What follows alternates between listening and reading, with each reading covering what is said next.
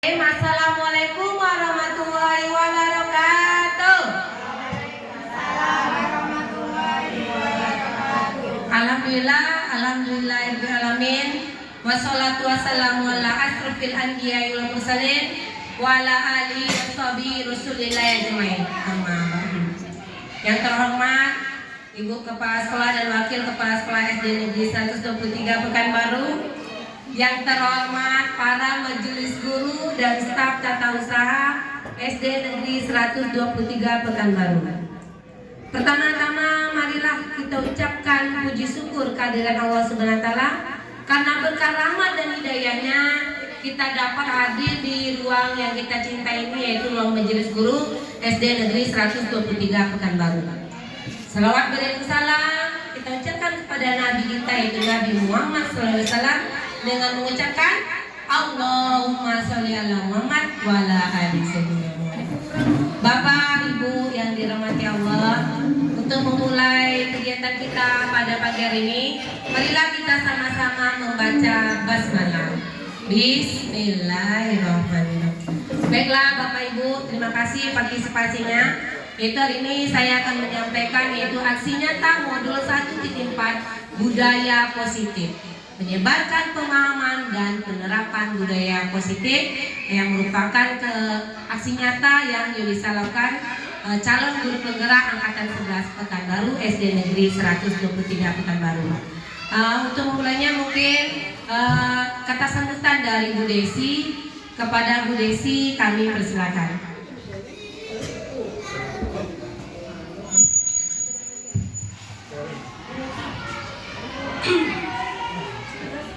Assalamualaikum warahmatullahi wabarakatuh. Puji syukur kita panjatkan kehadirat Allah Subhanahu wa taala, karena pada pagi hari ini kita masih diberikan kesehatan, tempat dan waktu sehingga kita dapat melaksanakan kegiatan kita, yaitu Gombel Cerdas Ceria SD Negeri 123 Pekanbaru. Tidak lupa salawat beriring salam dengan Nabi junjungan kita, Nabi besar Muhammad SAW, dengan mengucapkan Allahumma sholli ala sayyidina Muhammad wa ala ali Muhammad. Kepada Bapak dan Ibu guru hebat yang saya hormati, sebelumnya saya mengucapkan terima kasih kepada Bapak dan Ibu yang sudah hadir di tempat ini untuk mengikuti kegiatan Gombel yang ada di sekolah kita. Pada kesempatan pagi hari ini, kegiatan Gombel akan disampaikan oleh salah satu guru kita, yaitu Ibu Yulisa SPD, di mana beliau saat ini sedang mengikuti kegiatan sebagai guru penggerak. Jadi di sini saya juga mewakili dengan teman-teman mengucapkan juga terima kasih kepada Ibu Yulisa yang telah mau berbagi praktik baik dan juga mau memberikan ilmunya kepada kami semua yang ada di sini.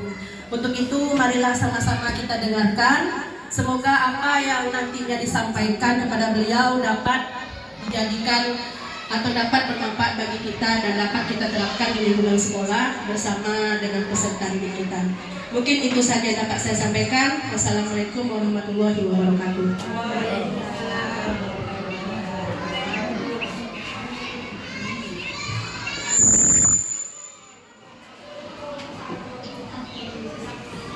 Yang dirahmati Allah, sebelum kita mulai alangkah baiknya kita ice breaking dulu ya Bapak Ibu ya. Siap Bapak Ibu untuk ice breaking? Yang mana di sini ice breaking adalah berhitung 1 sampai 6 dengan kedua tangan. Nah, begini arahnya Bapak Ibu. Kalau sebelah kiri, mana kiri? Kalau saya ini kiri saya. Nah, kiri Bapak Ibu, hitungannya 1, 2, 3, 4, 5, 6. Kalau sebelah kanan, tangan kanan, 1, 2, 3, 4, 5, 6. Nah, namun di sini yang membuat Bapak Ibu untuk konsentrasi kedua tangannya, 1, 2, 3, 4, 5, 6. Di sini melatih konsentrasi Bapak Ibu, yang mana berhitung 1 sampai 6 dengan kedua tangan dengan berbeda. Tangan kiri cuma atas bawah, Tangan kanan 1, 2, 3. Bisa Bapak Ibu? Bisa. Konsentrasi. Dimulai. Konsentrasi. Nah, di sini sebaiknya Bapak Ibu melatih kita juga, karena di kelas Bapak Ibu kita tidak hanya mengajar kan, kita menyelesaikan administrasi, kita mengajar. Nah, disinilah sambil SBK melatih. Tangan kanan 1, 2, 3, 4, 5, 6. Kedua tangan 1, 2, 3, 4, 5, 6. Ya. Ya, dan di hadapan Bapak Ibu berdiri 2, 3, 4, 5, 6. Ingat, tangan kiri hanya gini-gini. Makanya fokus, konsentrasi. Kiri hanya gini, kanan 1, 2, 3, 4, 5, 6. Kiri hanya 1, 2, 3, 4, 5, 6. Yang melatih konsentrasi Bapak Ibu adalah antara kedua tangan. Nah, di sini melatih konsentrasi. Di kelas juga kita konsentrasi kan Bapak Ibu? Kita menyelesaikan administrasi, kita mengajar, berbagi urusan di rumah. Nah, di sini sambil melatih konsentrasi. Bisa Bapak Ibu? Ya, konsentrasi. Bisa? Bersiap? Ikuti saya. 1, 2, 3, 4, 5, 6. Nah, konsentrasi. Ulangi, bisa? 1, 2, 3, 4, 5, 6. Ingat, tangan kiri hanya atas bawah, tangan kanan 1, 2, 3, berbarengan 1, 2, 3, 4, 5, 6. Nah, bisa nggak Bapak Ibu antara otak kiri dan kanannya bekerja? Ingat, kiri hanya 1, 2, 3, 4, 5, 6. Kanan 1, 2, 3, 4, 5, 6. Nah, di sini melatih kedua tangan.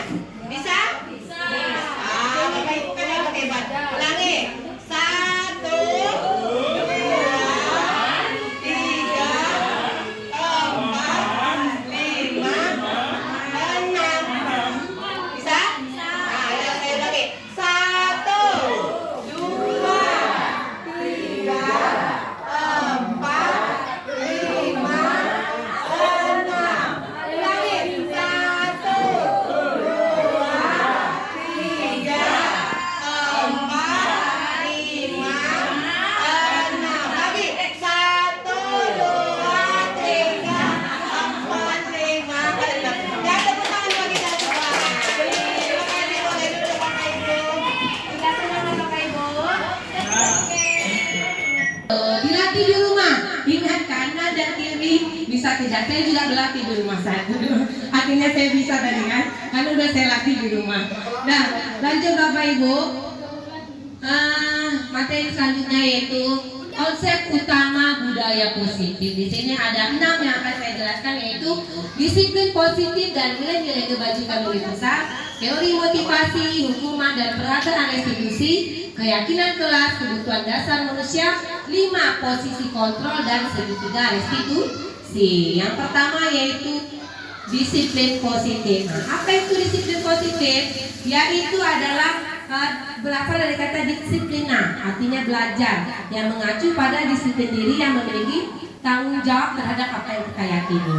Sedangkan disiplin positif adalah pendekatan manajemen yang berfokus pada hubungan antara guru dan siswa untuk menciptakan lingkungan yang mendukung tujuan, yaitu menciptakan peserta didik yang memiliki disiplin positif sehingga dapat menerapkan nilai-nilai kebajikan dan membentuk karakter yang kuat yang dapat diterapkan di dalam kehidupan sehari-hari maupun di dalam maupun di luar sekolah, dan memiliki motivasi intrinsik dan eksplisit. Selanjutnya nilai-nilai kebajikan. Apa itu nilai-nilai kebajikan? Yaitu sikap dan perilaku kita yang menjadi fondasi kita berperilaku. Nilai kebajikan sifat positif manusia yang merupakan tujuan mulia yang ingin kita capai. Diane Gosen mengemukakan bahwa nilai-nilai kewajiban seseorang maka motivasi intrinsiknya terbangun. Di sini nilai-nilai kebajikan kita pastinya ingin sesuai dengan profil pelajar Pancasila. Yang pertama apa Bapak Ibu? Beriman dan bertakwa kepada Tuhan Yang Maha Esa, apalagi berkebenekaan global, bergotong royong, kreatif, bernalar kritis dan mandiri. Itulah nilai-nilai kebajikan yang ingin kita terapkan pada anak kita. Selanjutnya Bapak Ibu, teori motivasi perilaku manusia. Teori ini ada dua, ada teori ekstrinsik dan intrinsik. Kalau intrinsik, ekstrinsik ini yang untuk menghindari ketidaknyamanan atau hukuman. Selanjutnya mendapatkan imbalan atau penghargaan dari orang lain. Sedangkan motivasi intrinsik menjadi orang yang diinginkan. Selanjutnya Bapak Ibu, di sini ada perbedaan antara hukuman, konsekuensi, dan restitusi. Kita ketahui kalau hukuman itu pastilah termasuk perilaku negatif ya Bapak Ibu ya, karena bersifat hukuman. Hukuman tindakan yang diberikan untuk menghentikan perilaku negatif siswa dengan memberikan efek jerah, tetapi tidak memberikan kesempatan kepada siswa untuk memperbaiki kesalahannya. Kalau konsekuensi itu berbeda lagi Bapak Ibu, yaitu akibat logis dari tindakan siswa yang langsung dengan perilaku mereka. Sedangkan restitusi adalah proses menciptakan bagi murid untuk memperbaiki kesalahan sehingga mereka bisa kembali pada kelompok mereka dengan karakter yang lebih kuat. Di sini saya akan menjelaskan kepada Bapak Ibu apa itu segitiga restitusi yang nanti bisa kita terapkan di kelas.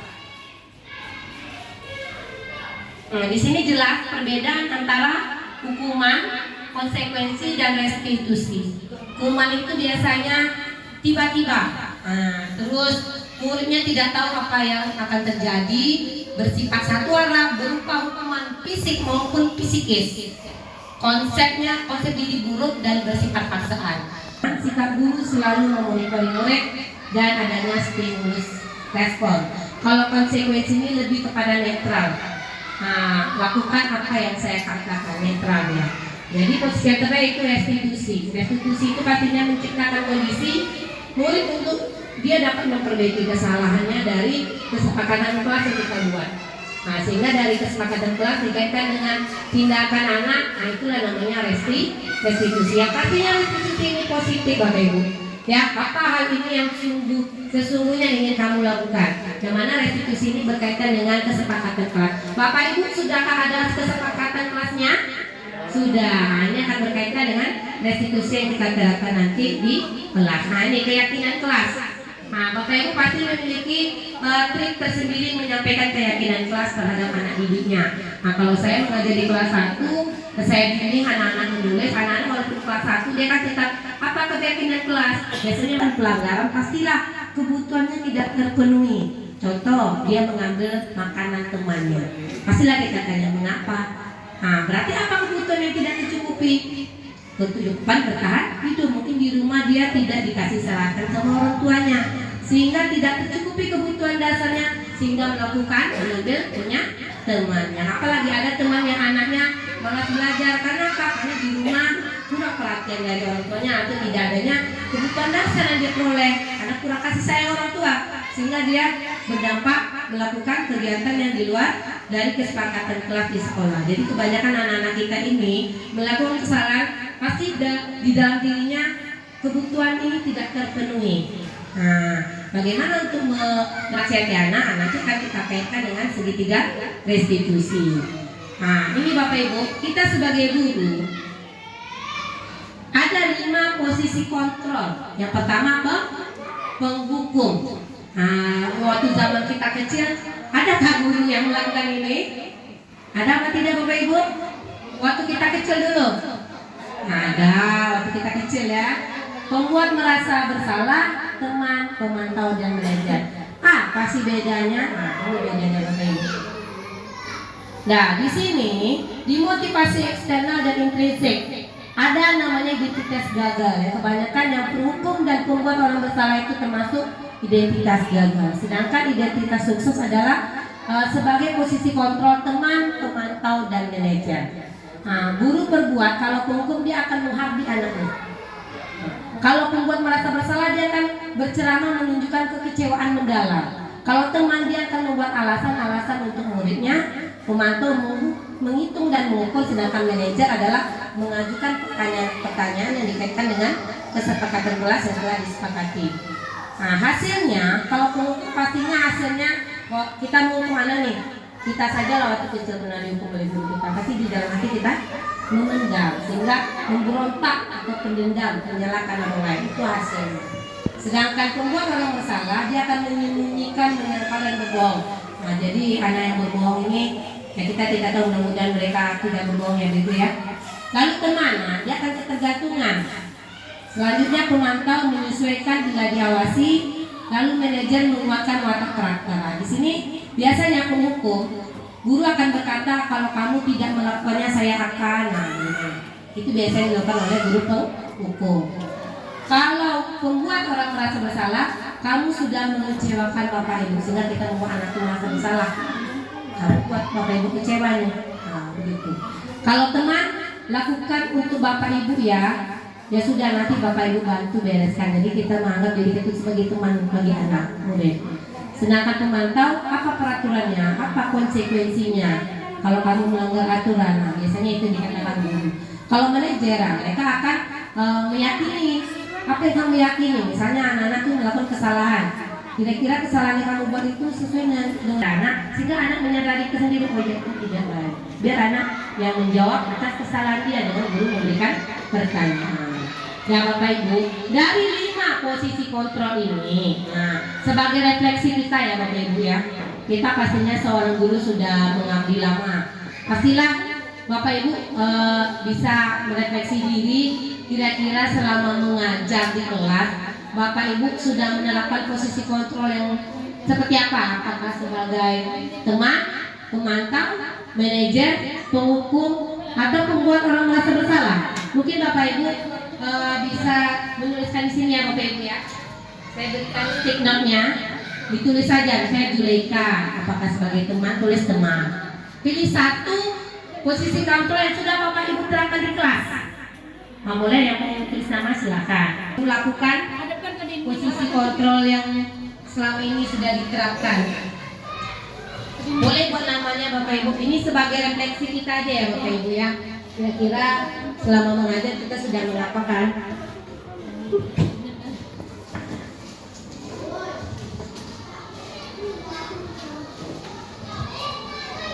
Boleh dibuat namanya Bapak Ibu.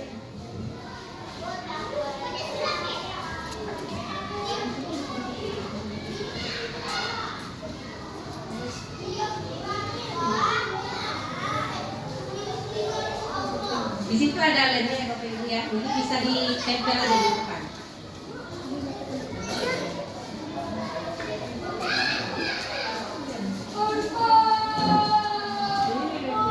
Nah, jadi kita bisa refleksi di sini aja nggak apa-apa.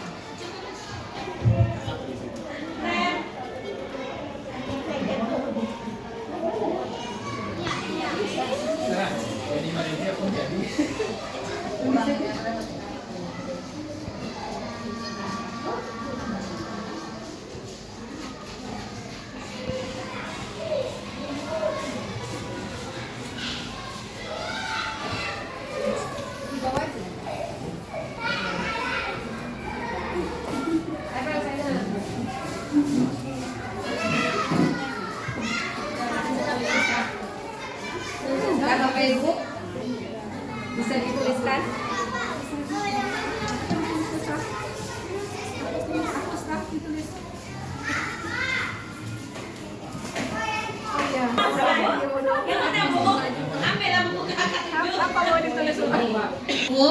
Membuat merasa bersalah, teman, pemantau atau manajer.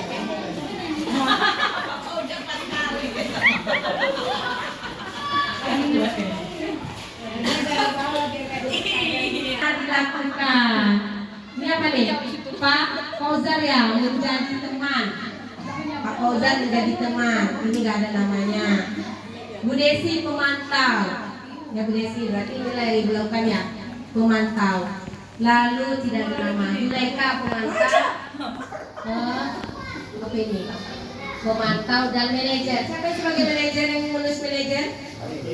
Manajer. Gak ada namanya. Ya. Sebaiknya Bapak Ibu ya. Terima kasih Bapak Ibu. Tepuk tangan buat semuanya. Ya, ini refleksi kita ya Bapak Ibu. Sebenarnya sebagai guru bagusnya perilaku yang sukses itu ya 3. teman, pemantau dan manajer. Itu sebaiknya yang kita lakukan. Kenapa yang dua penghukum dan pembuat kesalahan negatif? Karena hasilnya tidak baik ke anak nantinya. Ya Bapak Ibu ya. Nah, tapi di antara 5 ini memang posisi yang sangat efektif itu sebagai manajer. Nah, ya kenapa? Karena di sini dapat menguatkan karakter anak sehingga dapat menentukan karakter sesuai dengan nilai kebajikan yang sesuai dengan profil pelajar Pancasila. Kalau sebagai pemantau, hasilnya akan menyesuaikan bila dewasa. Sementara sebagai teman, udah kekecilkan. ada hubungan dia dengan dirinya. Nah, jadi posisi efektif menurut yang sudah dipelajari adalah sebagai manajer. Itu langkah-langkah membuat anak dengan mengajukan pertanyaan sehingga anak menyadari kesalahan. Anak melakukan kesalahan.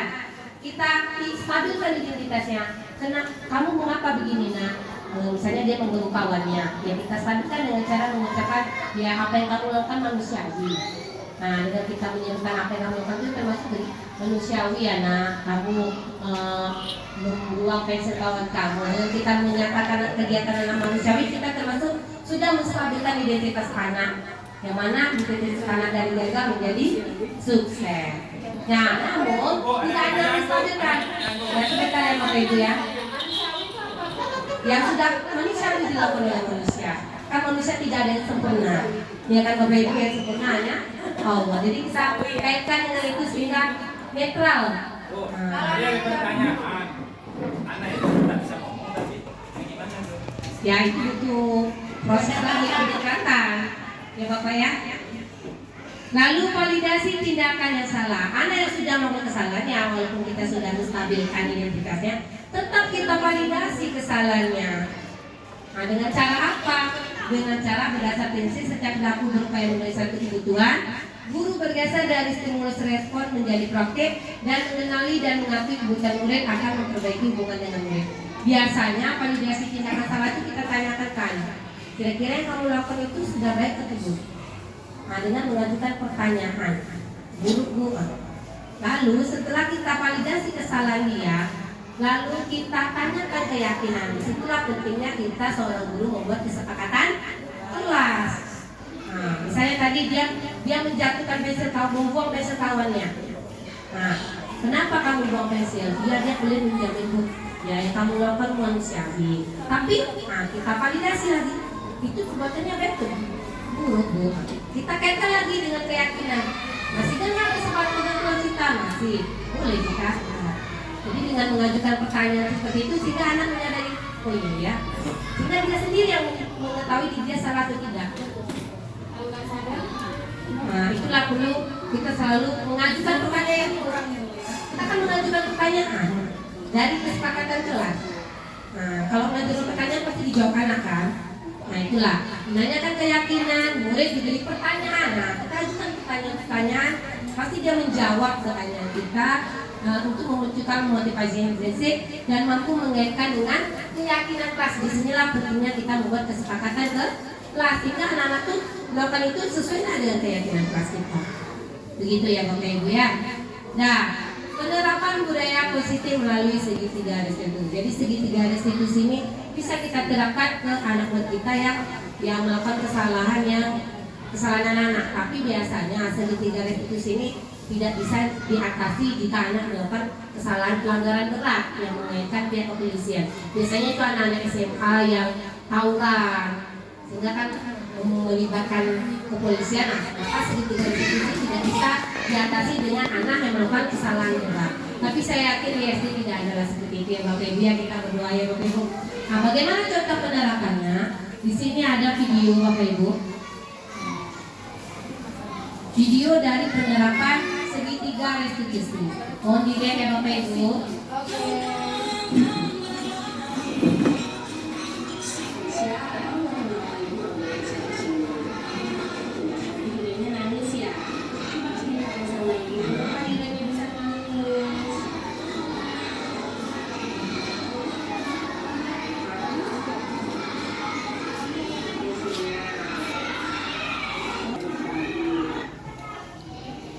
Ingat ya Bapak Ibu. Belum. Nah, jadi seperti itulah Bapak Ibu. Lalu saya jelaskan aja Bapak Ibu ya. Lalu saya beri pertanyaan, kira-kira Kesha dengan melemparkan sekawan itu perbuatan salah atau baik? Salah atau baik? Kan paling salah atau baik? Salah. Terus kita kaitkan lagi dengan kesepakatan kelas. Masih ingat nggak kesepakatan kelas kita? Masih. Nah, kan ada tuh. Nah, kira-kira sesuai enggak? Dengan kita mengaitkan kesepakatan kelas, disitulah kita termasuk ke segitiga restitusi yang ketiga, yaitu menanyakan keyakinan anak. Nah, jadi seperti itulah penerapan segitiga restitusi yang bisa kita terapkan, yang merupakan penerapan budaya positif. Dan semoga Bapak Ibu demikianlah yang bisa sampaikan tentang budaya positif. Ya boleh Bapak Ibu. Sebentar ya Pak ya, demikianlah.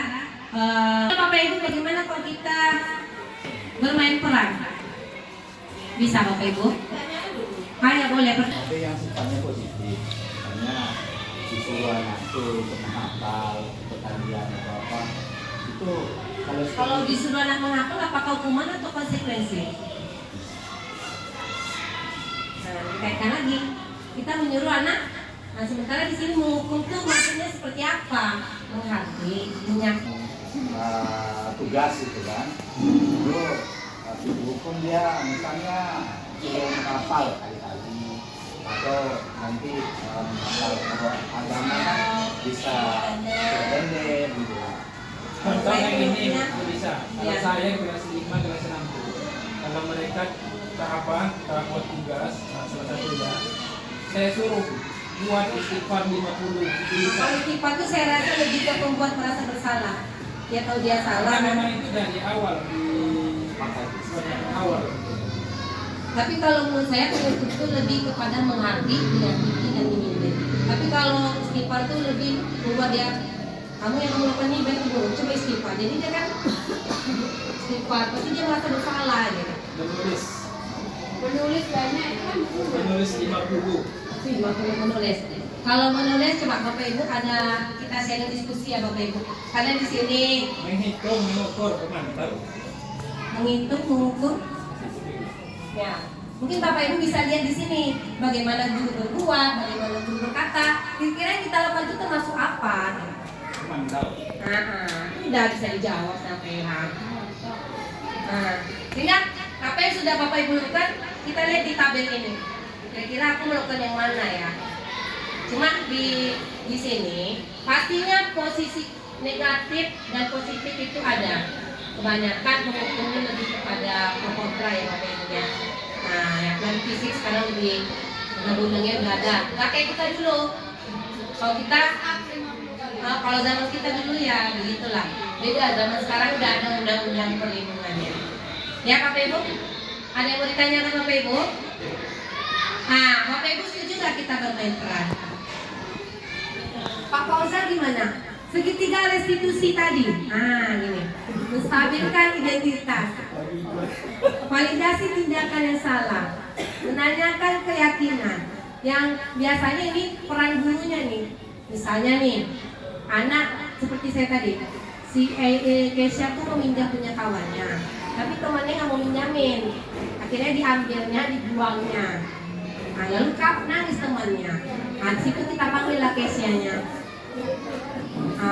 Kesha kenapa? Makanya dia bilang tadi dia nggak mau minjamin, kamu buang. Ya apa yang Kesha lakukan itu manusiawi. Itu kita menstabilkan identitasnya kan manusiawi ya. Manusia itu artinya kita nggak sempurna. Pastilah ada titik kesalahan. Lalu tetap walaupun kita menstabilkan, tetap kita validasi anak itu. Kita mungkin waktu kita benarkan dia. Kira-kira dengan mengkonfirmasi itu baik apa dulu? Dengan mengajukan pertanyaan. Kita tahu dulu. Nah, kita validasi kesalahan dia. Lalu menanyakan keyakinan ini kita kaitkan ke kesepakatan kelas kita. Nah, itulah pentingnya kita Bapak Ibu membuat kesepakatan kelas. Sehingga kalau anak itu melanggar, kita kaitkan sesuai nggak ada kesepakatan kelas. Nah, jadi itulah penerapan daripada sudah bilang. Enggak, dengan kita kaitkan, nah kita kasih pertanyaan lagi. Sesuai nggak dengan keyakinan kelas enggak Bu? Nah, lalu apa yang harus kita lakukan? Minta maaf Bu. lagi, nggak ulangi lagi, janji ya. Jadi anakku sendiri, kita mengaju kepentingan anakku sendiri yang saya suruh. Itu kan untuk kita sama dia. Ya. Sama guru bagaimana? Mau kalau ya maka enggak kita tuh secara tiba-tiba. kita butuh membuat anak itu sadar sendiri dengan kesalahan dia sehingga dia berpikir kreatif untuk memperbaiki kesalahannya gitu. Dengan kita memberikan pertanyaan-pertanyaan saja gitu. Dan tadi sudah saya bilang segitiga restitusi ini tidak bisa diatasi untuk kasus berat karena dia berat kasusnya atau yang ya itu kan berat itu. Pencurian